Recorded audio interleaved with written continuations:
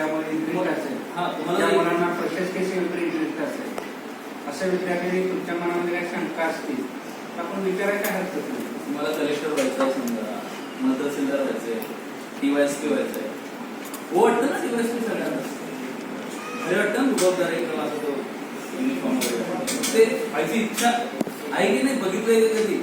पोलिसाचा मोठा अधिकारी बघितलाय का? कलेक्टर बघितलं का कधी तुम्ही?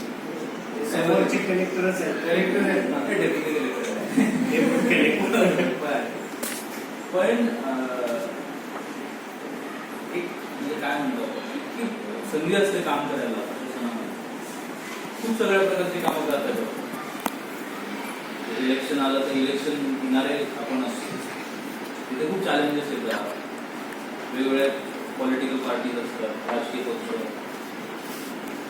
त्यांचे काही वेगळे प्रचार वगैरे, त्याच्यात त्यांचे आचारसंहिता वगैरे ह्या गोष्टी, म्हणजे इतकं एक्सपोजर मिळतं, इतकं काम करायला. म्हणजे जेवढं काम तुम्ही काय करताय, तुमच्या डोक्यात काय कल्पना आहे, म्हणजे एखाद्याला वाटतं की अरे ते वैतागाचं काम आहे, तसा विचार केला तर वैतागाचं काम आहे.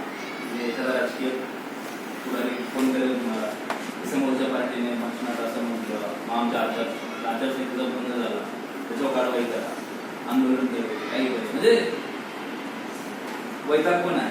पण तुम्ही तसा विचार केला का?